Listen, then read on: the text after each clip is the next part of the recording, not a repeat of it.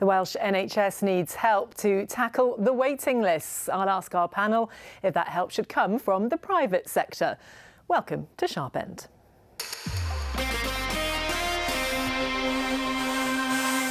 Is extra help needed to rescue Wales's ailing health service? Calls from reform to lower taxes are rebuffed by the First Minister. And we meet the youngest Senedd newcomers settling into their roles.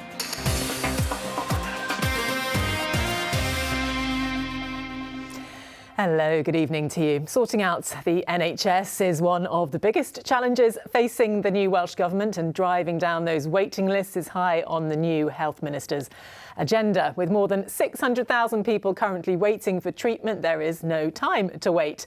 One way the previous government sought to take pressure off the NHS was by referring patients to the private healthcare providers. It comes at a cost, and it's hardly in keeping with the spirit of Aneurin Bevan. But with so many people stuck on waiting lists, should the new government seek more help from the private sector? Roughly 1 in 6 of us is currently on an NHS waiting list. That's compared to just 1 in 8 in England and 1 in 10 in Scotland. So what can be done? Under the last Welsh Government, there was a significant increase in the number of patients outsourced to the private sector, with NHS spending on private healthcare providers more than doubling between 2020 and 2025. Not exactly in keeping with the spirit of Aneurin Bevan, but the people we spoke to in Cardiff felt it was a price worth paying. I mean, I don't think you should have to pay for it, but I think we're in a situation now where something has to be done. I mean, the NHS is getting bigger and bigger and bigger. The population is getting bigger and bigger and bigger. There's going to be a point where it just can't sustain itself anymore, and I think we're pretty much at that point. Well, people pay tax for a reason, and if they use that to put that for private healthcare, then honestly, I don't mind. There's a cost, obviously, which is probably a higher cost, but I mean, you can't put a price on your own health, really. The new Health Minister told ITV Wales he's no fan of using the private sector, but admitted the practice is likely to continue. That's a sign of a failed policy by the previous Labour government, and that's what we saw under the previous administration, whereby they were trying to tackle the waiting lists, pulling down those 2-year waits by using external sources all of the time, using sticking plaster approach without building capacity into the system, without building a sustainable NHS in Wales. And that's the difference between the previous administration and us. Will we see a Plaid Cymru government use more or less of private systems to treat the NHS patients? We will have to use an element of outsourcing, using some of the private sector to bring those waiting lists, the urgent ones, down quickly, because we don't want too many people waiting too long on the system. It's not fair on them. So in order to get those done, treated quickly, we'll have to use an element of the private sector. But what we're doing differently, as I said, is building up that capacity so that we can wean ourselves off that, making sure that we develop internal capacity. The NHS Confederation says that whilst short-term outsourcing can help in some circumstances, it's no substitute for long-term planned investment in local NHS and social care services. But with such a backlog, does the government have any other option? And here to discuss the issue are Labour's Callum Higgins, Conservative Peter Fox, Plaid Cymru's Sarah Evans and Reform UK's James Evans. Welcome to you one and all. I'll come to you first. Callum, you're smiling. You thought I might do that, didn't you? We'd mentioned Aneurin Bevan a couple of times already in this programme. What do you think he would have to say about the government paying for NHS patients to go private? Yeah, I don't think it's in the DNA of the Labour Party to want to see anyone making profit out of healthcare. So that's that point out of the way. And the recognition here is that it was a temporary measure, something which we knew patients needed very quickly. They needed to bring down waiting times across Wales after the pandemic and the huge backlog that was created. It was a pragmatic approach. In the long run, I agree with what Mabon said there. Long-term workforce planning is what we need to bring in that capacity to the NHS.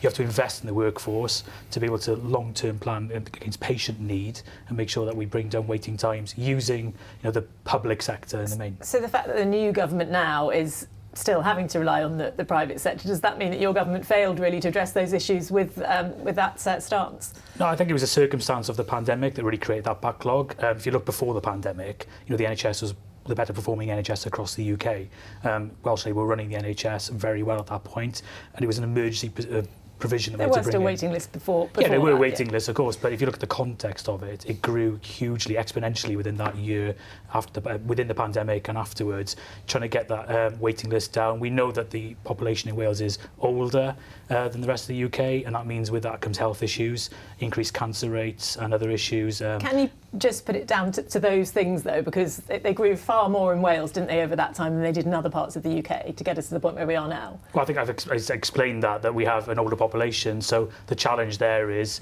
we have to put more resource into the NHS in Wales. It's just the reality of the population we have.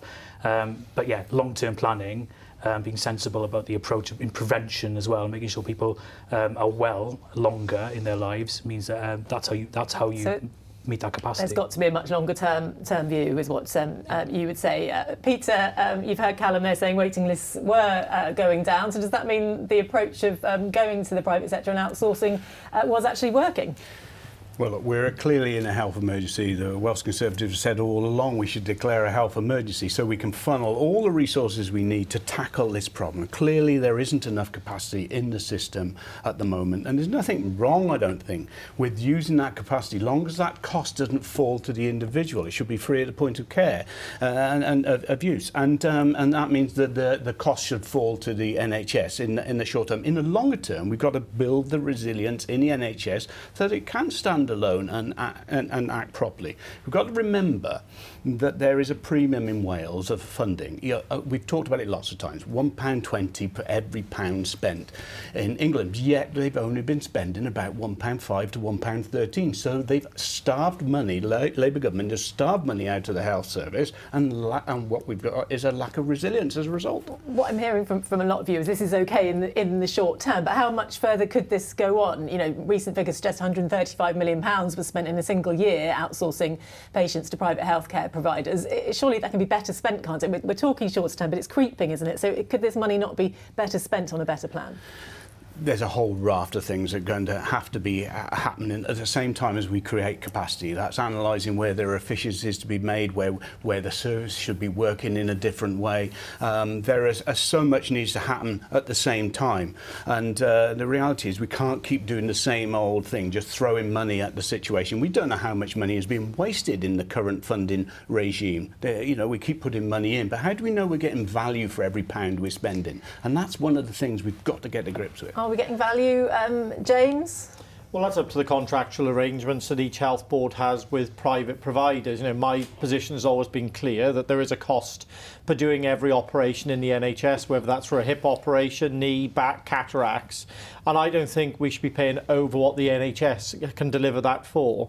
But that's up to individual health boards. It goes against the ethos of it goes against the ethos of it, but that's down to individual contractual arrangements that health boards have with private providers.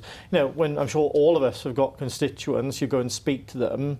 If you've got someone who's got an ophthalmology problem who could lose their sight, and you say to them, well, you're not going to have your operation done because we're going to do it via the NHS, which could take up to 2 years plus, or alternatively, you could have it done on the private sector, which will get the operation done and restore your sight. I'm sure that person and that constituent would want to get that operation done. Where do you fall on that side of the argument then? You're saying both is you're saying one thing, but then you're saying another thing. It's a balance, isn't it? And let's not beat around the bush. This has happened not just for the last 2 or 3 years. This has happened for years, using the private sector to assist the NHS when it needs to use that. And I don't think we should be so rigid as to say to the NHS, you can never use the private sector, because in times of COVID, when waiting lists spike, you'll have orthopaedic lists spike, you'll have different types spike, then you need to get those people seen. You need to be able to use the resources you've got available for the best interests of the patients that you've got on your lists. Slowly, it's a slippery slope, and we'll end up with a sort of two-tier health service, which we seem to already be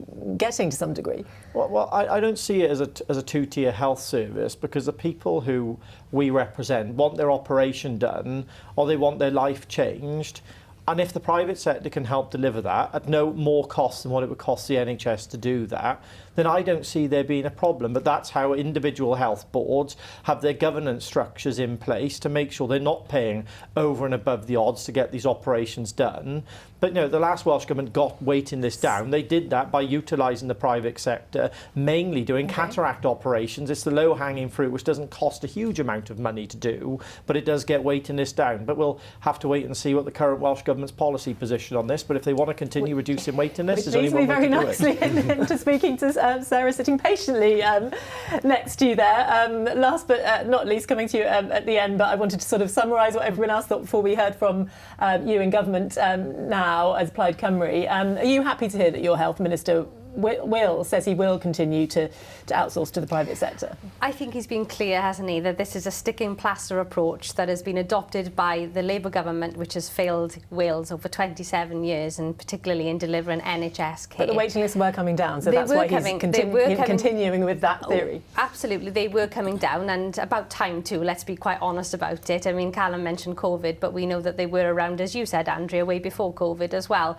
And so I think there is that sticking plaster approach that Labour have adopted, and it will need to be a phased approach away from that reliance on the private sector. And we want to, Plaid Cymru, eliminate our reliance on agency staff and spending on agency staff by 2030, and that's a key priority for us, as well as investing in our surgical hubs to get those cataract operations done, for example, as well as investing in 100 new salaried GPs. Is all of that radical enough, though? Do you think that people who voted for Plaid Cymru will feel that with this use of the private sector doing what the Labour government have done before, it's more of the same and they're not getting any radical difference and a radically different approach to the NHS? Well, I hope they will feel that there has been a radical change when they start seeing those waiting lists come down quickly and actually being seen more easily by increased access to primary care and that community care, for example, with the increased GPs that will be available, as well as those opportunities to be treated in surgical hubs. So hopefully they will see that as a radical shift,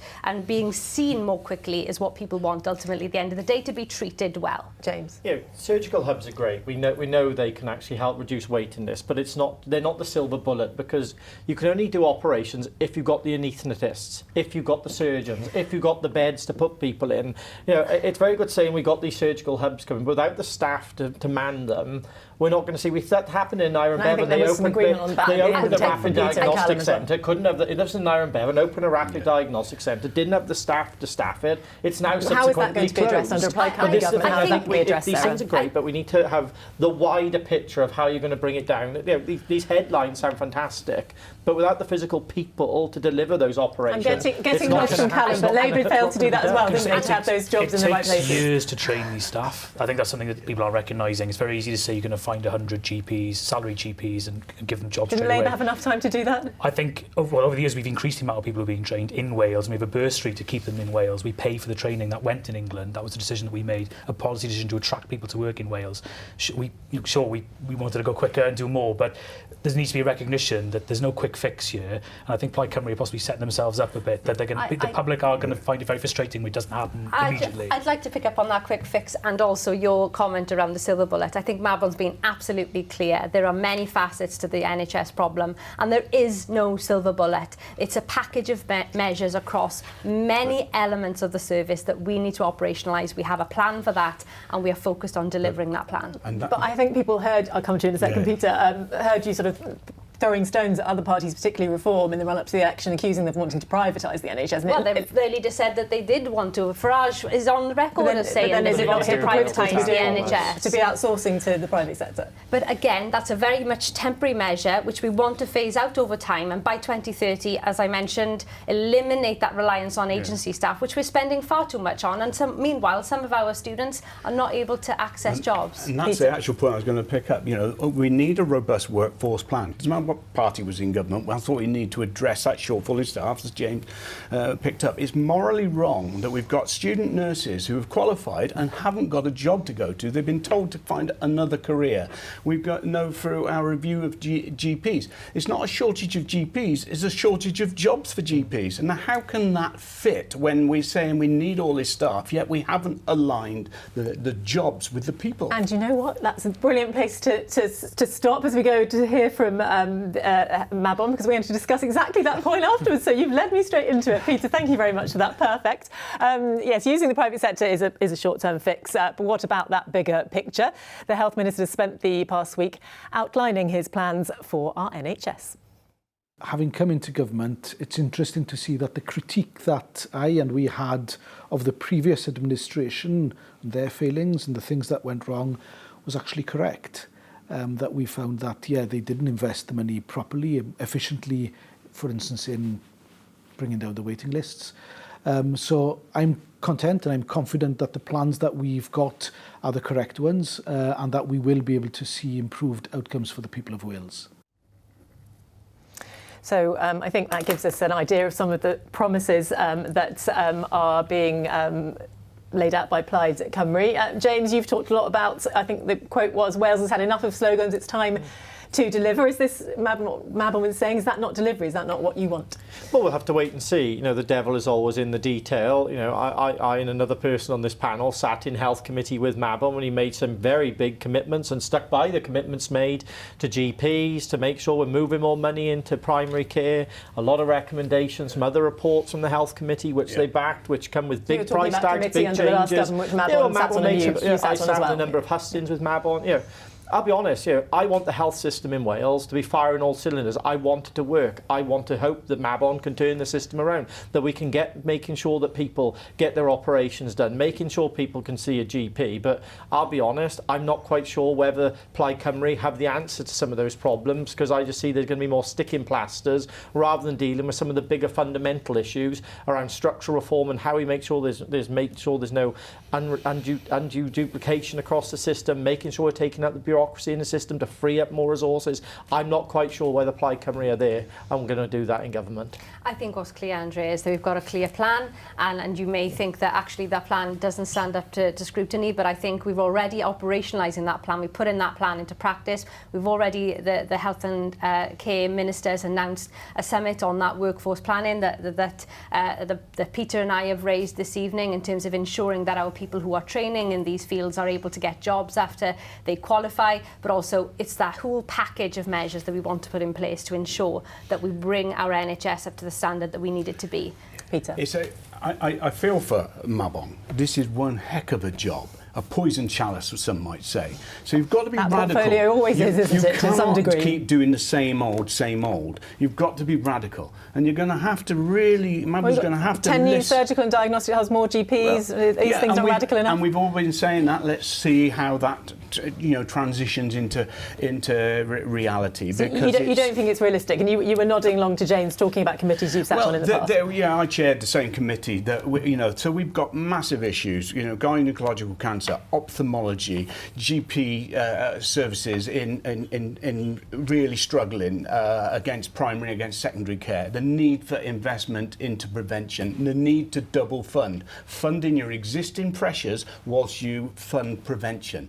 Prevention is fundamental to make the change here. Now, I hope Mabon sticks to his commitment that prevention was important, because unless we can get more screening, make better use of the screening we do, we're not going to affect the long-term goals. So he's made it clear, though, isn't he? He's committed to that preventative agenda. We've also got a minister, a deputy minister commitment and delivery, and it sounds like the other people around this table don't believe that it's realistic. Well, I think they need to give us a chance. Okay, we're a month in. We need to be able to now begin to operationalise those plans and that vision, the strategy that we've brought to the table. And actually, we've got that investment, we've got that commitment in terms of that Deputy Minister for Preventative Health as well. And we've also talked about having that preventative agenda integrated across all aspects of government. We've heard Heledd Vychan, for example, as Minister for Culture and Sport, talking about the importance of that feeding into the preventative agenda as well, in terms of well-being and people's overall health. And so I think, Peter, that commitment is certainly there from Welsh Government. James, I know you want to come in. What would you have wanted to hear from a Reform's point of view from Mabon, which you haven't heard? It's how brave he's going to be, and that's going to be the fundamental deciding driver here. Talked an awful lot about taking money out of secondary care, putting it in primary care. How much money is going to leave secondary care? Because when you take something out, it means something isn't going to be delivered. You mentioned here about rapid diagnostic centres. Are they going to have additional funding to do that work? Or our health boards, all our health boards are in a budget deficit across the country. How are they going to fund rapid diagnostic centres? Is there new money coming? Which departments are going to have to suffer and have budget cuts to fund that? Heledd Vychan talk about moving money into the sport budget. Something that I would support. But where is that funding coming from? Because if you stop doing something somewhere to fund something else, it's a difficult decision. And one thing I'd like to hear from Mabon is actually what fights he's going to have with other departments and how they're going to move money around, because that, unfortunately, is going to be where we see the detail and whether Plaid Cymru is going to have the bottle to do that. And that's the golden question, isn't it? Where is the money coming from? Labour have been in the driving seat. They've dealt with these budgets. You have a certain amount ring-fenced for the NHS and that you can allocate to the NHS. It's not that easy, is it? Well, the themes that Mabon's picked up on as the key challenges, I think we'd all agree on. It's the future, the digitisation, it's the primary care agenda, prevention. The Welsh Government was starting to work on that and have been doing that over the last few years. Money and workforce are your two challenges to meet that. Now, what is Mabon going to do differently is the key question. The detail, as James just said, and there are plans in place. I'm hearing that from Mabon, but the detail about where you shift the money from one place to another means when you do that, you're taking away from somewhere unless you increase the overall budget. And so that, there are challenges to that where people find that something's leaving a hospital to go into the community. That's a difficult decision you've got to take and be clear with people about. And we're not hearing that yet. And I think that's the challenge. It's a very different position now being in government, isn't it? And I think, I've questioned people on from Plaid Cymru on the childcare offer. We're not going to go down that road, but in the last few weeks, and it's the same question: where is the money coming from? Where is the money going to be moved from? What's going to lose out to bring it to health, to bring it to childcare? Absolutely, and I know that Ellen Jones, as Finance Minister, has already started to address some of those issues and is tackling those really challenging questions. You are right; the funding has to come from somewhere, but it's about again making sure that funding has been spent in the most appropriate way. I would argue that the previous Labour administration spent a lot of money and had targets which they didn't necessarily meet across a number of areas of government, and they weren't outcome focused, and that is something that we've also committed to being, is outcome focused and delivery focused. What about other areas such as digitisation? I recall under the Labour government at one point, Senedd Morgan as Health Minister being very hot on this and saying everything was going to be digitised. We were going to get to this land where it was all much more accessible. But that doesn't seem to have happened, at least not in the rate that it's happened in England. I've got family and friends who use that service in England and praise kind of the joined up system that they've got. So when are we going to see more of that in Wales? Why are we so behind? I think Mabon is on record, isn't he, as saying that the NHS has an analogue service or an analogue service in a digital age, and we need to see more telemedicine and digitisation of NHS services.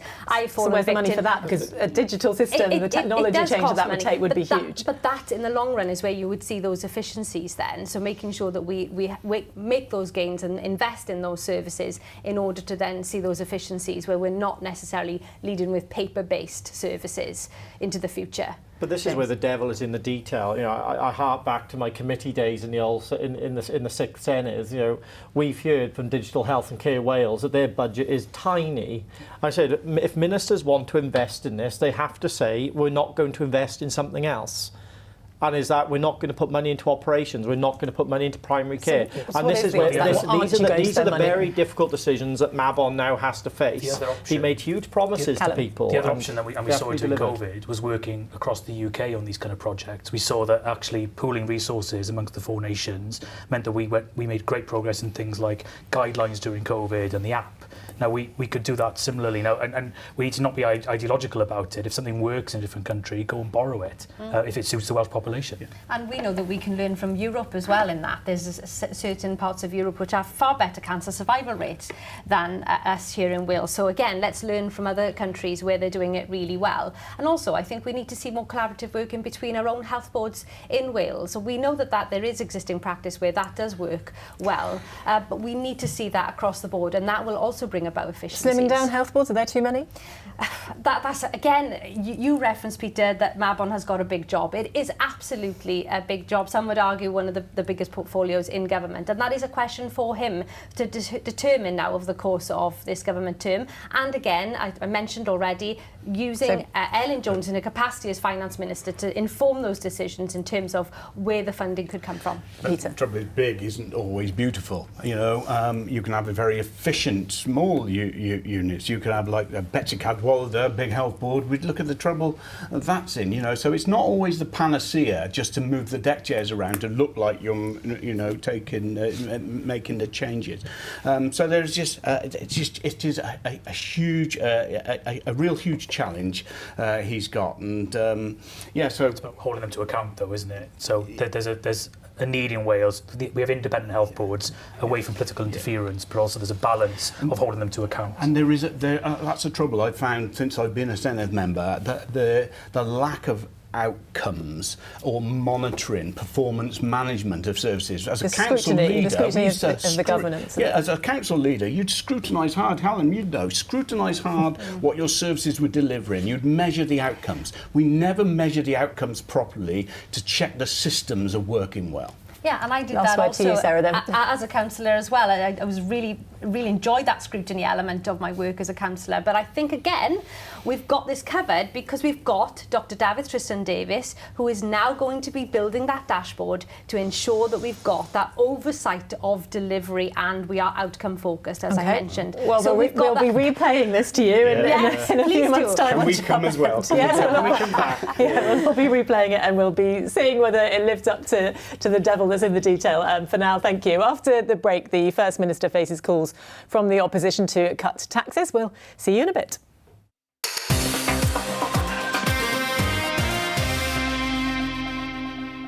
Hello, welcome back. The issue of tax was a hot topic during the election period, and it reared its head once again in the Senedd chamber today. During First Minister's questions, Rhys Pureworth was asked about everything from land transaction tax and business rates to income tax and the visitor levy. Here's a taste of this afternoon's debate. Can the First Minister today confirm that his government will not be raising any taxes, new or existing, in Wales during this term? Will you review business rates to at least help our SMEs combat the damaging policies levelled on them by Labour in Westminster? The clock is ticking and the honeymoon is coming to an end. The tourism tax is one of the biggest worries for businesses in my constituency. Will the government consider reassessing their approach to this issue and give business confidence by scrapping this tax? Do you know, I find it absolutely astonishing that there are still calls from Reform UK to cut the tax revenue. Such proposals are just completely reckless when our communities and our public services are really facing cuts. Taxation is a fundamental part of our democratic and governmental structures. What we should seek always, be that for individuals or for businesses, is fair taxation. Cutting tax for the sake of it, for political reasons, for example, is not what the people want. I believe that what people and businesses and the economy wants is excellent quality public services, support from government within a fair tax system. So that was a flavour of the debates. Lots of topics discussed today in First Minister's questions. All the taxes just being in there. Sarah, no change on income tax rates, land tax and business rates to be reviewed. Is that enough with the deficit that's facing the government? Well, I think we've been clear that we will not be raising income tax, and I think, Jane Dodd said it perfectly today, for Reform to be able to say, we need to be cutting income tax. We know that even a 1 pence cut would have a huge impact on public services, and I don't think people realise the impact that could have. And again, so I would echo Jane's words there around it being reckless, and I think that's something that we're sticking by. Well, James, it's your right to reply there. Well, I make no apologies for wanting people to keep more of their own money that they earn. You know, it's a fundamental principle of mine. You know, the government can never tax its way to prosperity, and that's the way, unfortunately, the left like to see things. Just keep tax, and we'll sort of make everything better. My view is always fundamentally, the view of my party has always been, if you keep taxes low, you make sure people keep more of their own money, they spend that locally, which helps the overall economy. To keep taxing people at a time when actually the tax burn's the highest it's ever been, it's very difficult for people to stomach that. If you look at other taxes, public like services are in crisis, so where does the money come from to deal with that?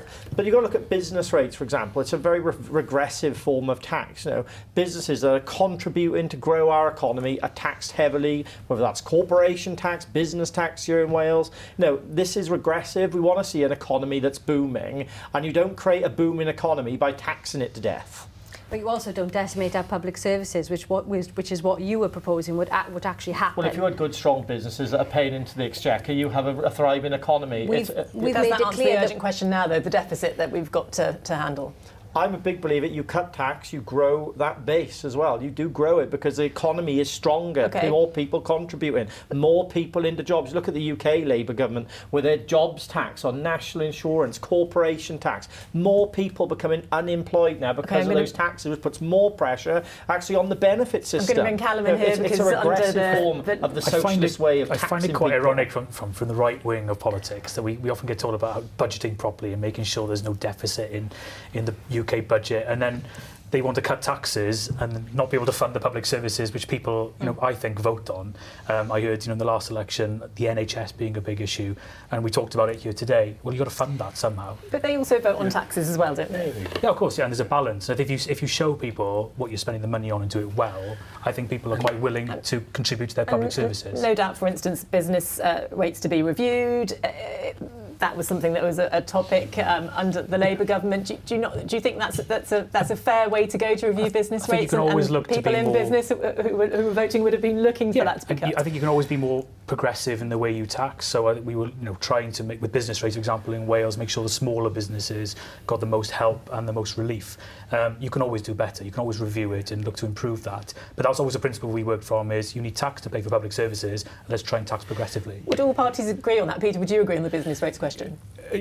Business rates need to be reviewed, and certainly if you want to create thriving high streets and thriving SMEs, you need to relieve some of the burden on them so they can scale up, they can grow, you can entice people into your communities, and that means readdressing perhaps the multiplier within the business rate so that it's fairer and allows businesses to get on. My trouble with the Labour's philosophy and Plaid's philosophy in many ways is it's like just keep throwing more money at things and without actually understanding if the money you've thrown at things is working efficiently. So you'd be critical of Labour and now you'd be critical of Plaid's plan on that too. As a council leader, we would have to make sure that every pound was being spent well, because there was, you only had so much to go around.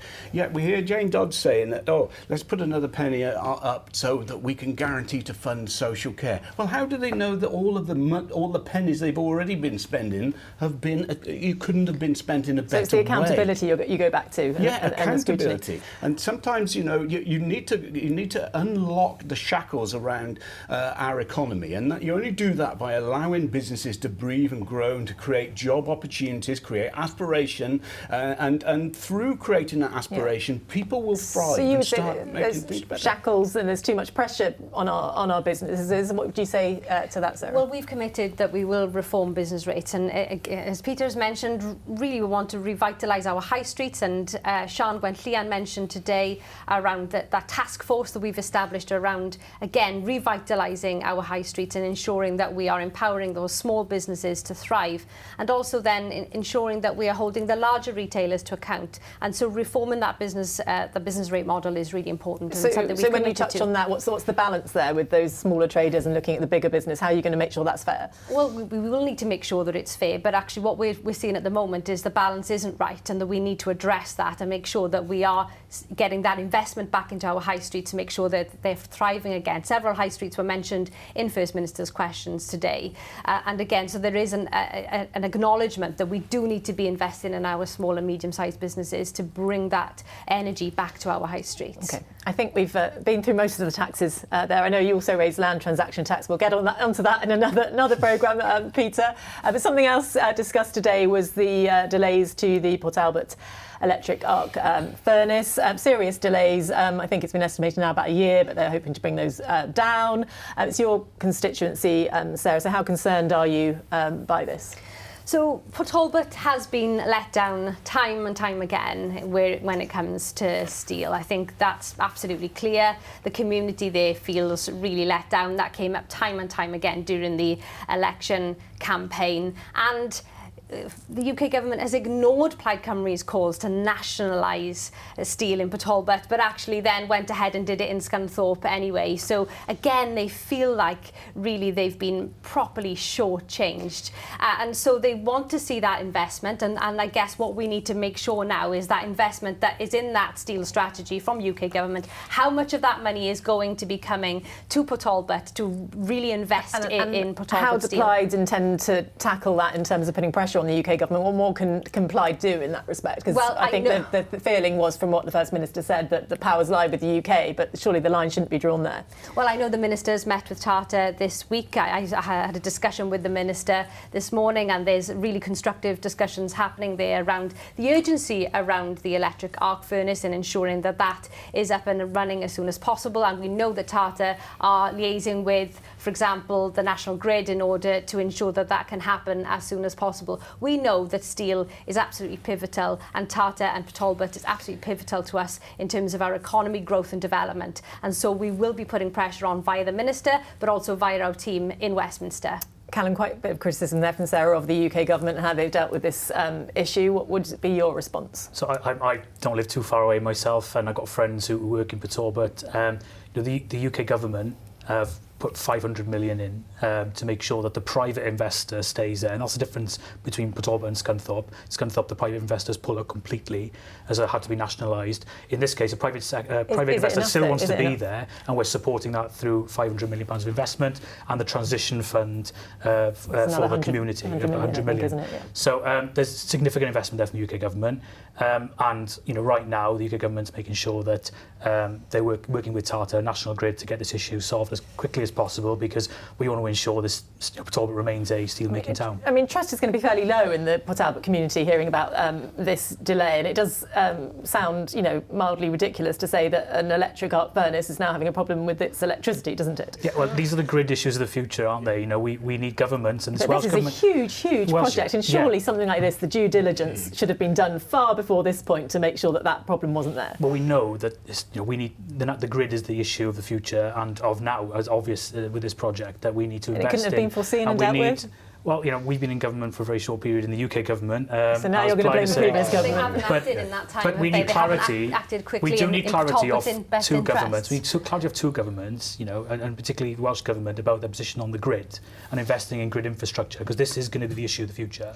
So we need to make sure that projects like this don't fail because there's no grid infrastructure in place. And so we've put the money in from UK government. Said 500 million is not a small amount to ensure that this project does go ahead. So there's a commitment there, and they're working with the private investors. Will there be any more money? I can't say that, obviously, but if there's a huge amount of money already on the table. We need to make sure that that money comes down and it is used effectively, and that the community benefits, but also that we are sustaining valuable, purposeful, meaningful employment in the area and utilising. If the UK government hadn't put any money in, Tata might have gone.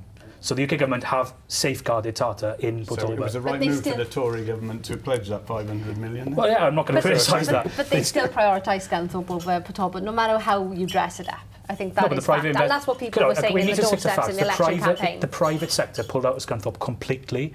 That is a key difference here. It had to be nationalised because the private sector had walked away, and we weren't in government when Port Talbot had to have the investment. Peter, do you want to come back on that? Well, I think you hit the on the head, Andrea. Due diligence. You know, why are we facing this situation now, where we've got a national grid which cannot support something which is absolutely fundamental to the Welsh economy? What Welsh industry has been about to steal. You know, and we're sad that we've had to see it go through the transformation, the negative transformation we got, and we were all hoping that the arc furnace was going to be ready and waiting. I'm just worried about what are the next problems which haven't been foreseen, and I hope the messaging is clear and honest to the people who are banking on a job there in the future. So we are where we are at the moment, James. What would Reform like to see happen from this point on? Well, I think what we've seen already, just this back and forth political football with the issue. We have to remember there's people's jobs and livelihoods, the community there. You know, I represent that. Reform wanted to keep the defunct blast furnace, though, didn't they? Are you in a position to criticise? I represent just on the edge of the constituency. I know you say it represents that area. You know, I've got now constituents who work in that plant. You know, I want to make sure a solution is found.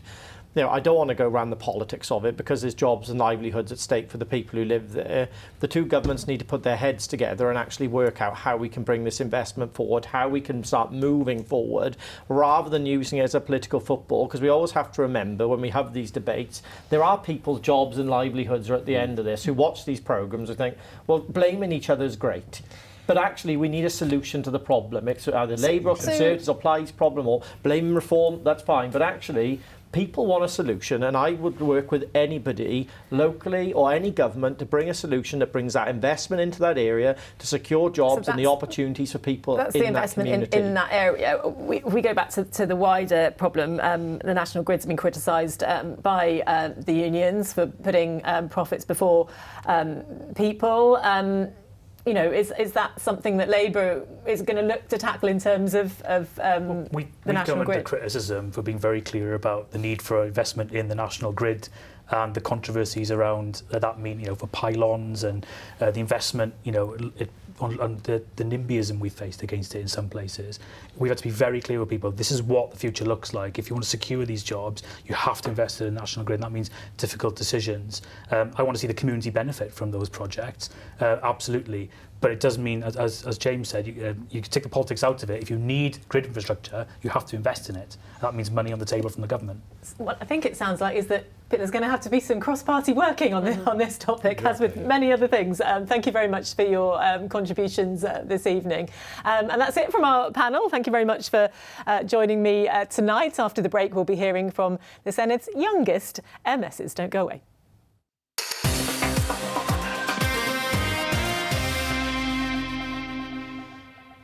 Hello and welcome back to our final part of the programme this evening. Now, last month saw a new generation of MSs elected with a huge increase in the number of members in their 20s and 30s. As part of our ongoing series, getting to know some of the new faces in the Senedd, tonight we hear from the two youngest members of the new Senedd. There they are, including the first member of the Senedd born after the first devolved election in 1999. Do you feel old yet?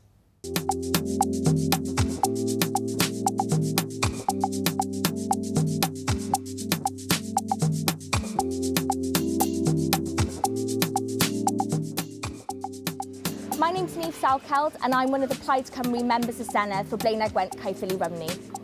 I'm Benjamin Hodge McKenna and I'm a Reform UK member of the Senedd for Afon Ogwer Rhondda. Before getting into politics, I studied a master's degree in applied cybersecurity at the University of South Wales, and before that worked in social media and digital marketing, helping small businesses acquire new customers through digital means. Well, I've always sort of had an interest in politics, I think, since I started at university. Started getting into watching things like Prime Minister's Questions and following the political news, and then once you started to see sort of the tail end of the Conservative government in Westminster and some of the chaos that was causing, that really opened my mind to the potential of then needing to be a new party to try and challenge things both in the UK and here in Wales as well. And so that sort of sparked my interest around that time and then took it from there.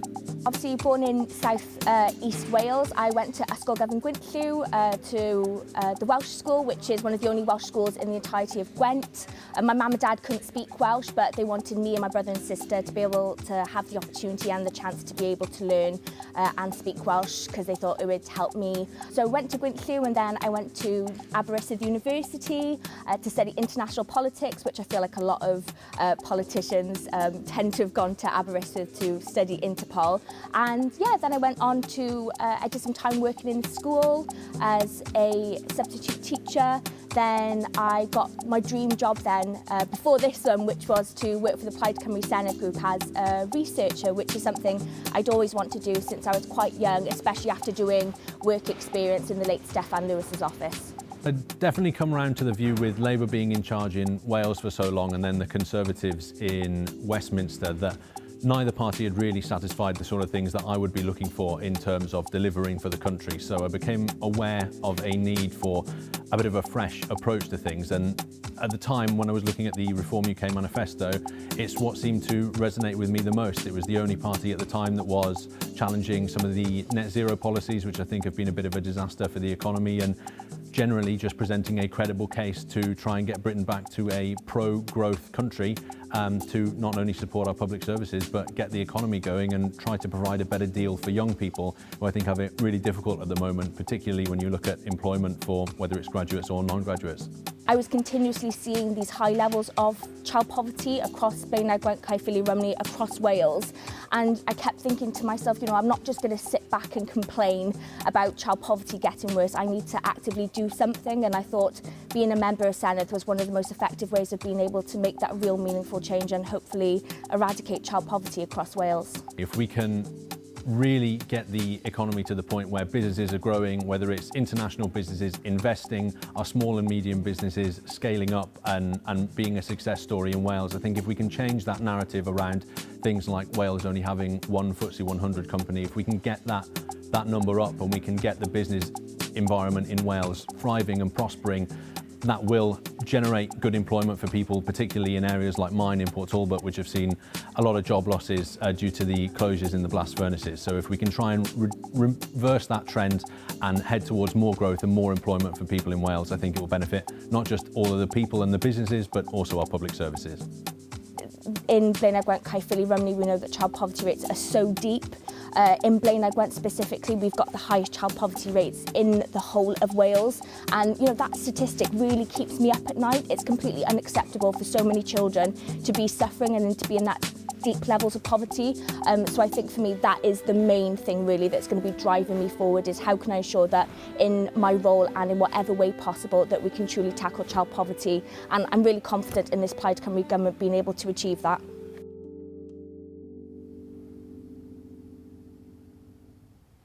There we go, a bit of youthful energy in the Senedd. Interesting to hear their plans of how they hope to influence our politics.